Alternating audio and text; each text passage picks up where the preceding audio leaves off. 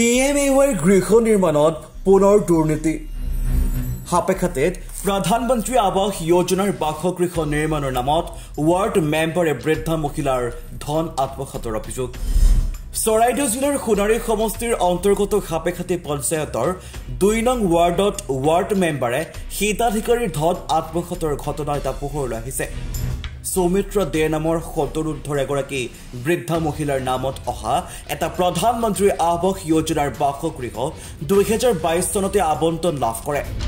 দৰিদ্ৰ হিতাধিকাৰীৰ নামত আবণ্টন পোৱা ঘৰটো বলপূৰ্বক ৱাৰ্ড সদস্যগৰাকীয়ে বনাই দিম বুলি গোটেইকেইটা কিস্তিৰ ধন উলিয়াই নিয়াৰ লগতে বৃদ্ধাগৰাকীৰ নামত অহা বৃদ্ধ পেঞ্চনৰ টকাকেইটাও উলিয়াই নিয়ে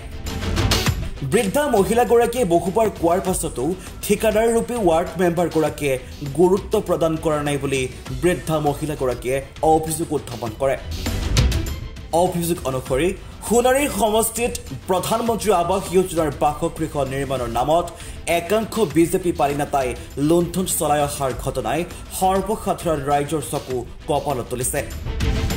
বৃদ্ধাগৰাকীয়ে বাসগৃহটো সম্পূৰ্ণকৈ নিৰ্মাণ কৰি দিবলৈ অনুৰোধ জনাইছে এই সন্দৰ্ভত আমাৰ সাংবাদিক পৰিস্মিতা ফুকনৰ এক প্ৰতিবেদন আগবঢ়াইছো হয় কিছুদিনৰ আগতে মামৰা সমষ্টিত যি 12টাকৈ PMY ঘৰৰ নামত বিজেপি পালি নেতাই যি লুণ্ঠন চলাইছিলে হেয়া আমি কিছুদিনৰ আগত দেখাই গৈছিলো কিন্তু আজি আমি উপস্থিত আছো সোণাৰী সমষ্টিৰ হাপেখাতি পঞ্চায়তৰ অন্তৰ্গত 2 নং ৱাৰ্ডত আৰু ইয়াত এগৰাকী বৃদ্ধ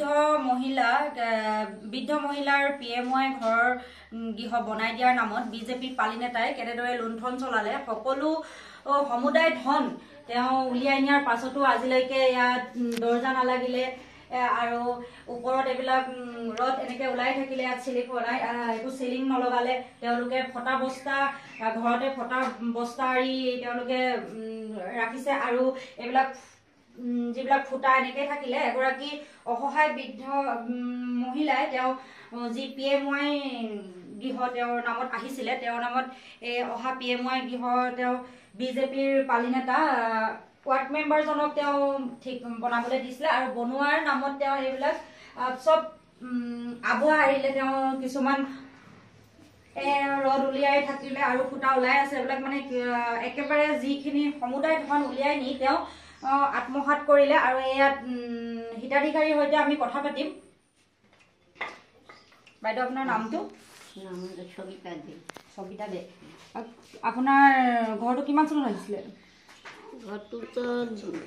2 বছৰ পাৰ হৈ আছে 2 বছৰ পাৰ হ'ল আপোনাৰ সমুদায় ধন উলিয়াই দিলে নেকি সব ধন হৈছে কোনে কাক বনাব দিছিলে সেই নিজে লোক নিয়ে আছে মানুহজনৰ নাম ৱাৰ্ড মেম্বাৰজনৰ নাম ৰাতুল শৰ্মা আপোনাৰ বৃদ্ধ পেঞ্চন পায়নে আপুনি পায় সেইটো একাউণ্টতে সোমাই নেকি তাৰ সকলো পইচা বৃদ্ধ পেঞ্চনৰ পইচা উলিয়াই দিছে সব কিছু দিলে কিন্তু আজিলৈকে ঘৰটো সম্পূৰ্ণ কৰি নিদিলে তেওঁ কি কয় ঘৰটোৰ বিষয়ে কালকে পাঠাইছে কালকে গেল আমার বছর এইবার ছুটিটাও আমার দিয়ে না প্রেমটা লাগাই গেছে আপুনি এতিয়া কি ক'ব ঘৰটোৰ বিষয়ে আপুনি কি ক'ব এতিয়া আমার যখন তাই আমি কিছু আমার ঘরটো আমার বানাই দিতে লাগে ঘরটো বনাই দিব লাগে কারণ আমি এখন নির্ভর হয়ে গেছি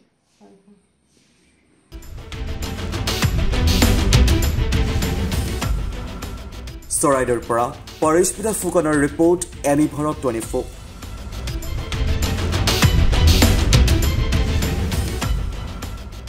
Join BSc Nursing and GNM at St. Martha Institute of Nursing, Guwahati under SM Group of Institutions.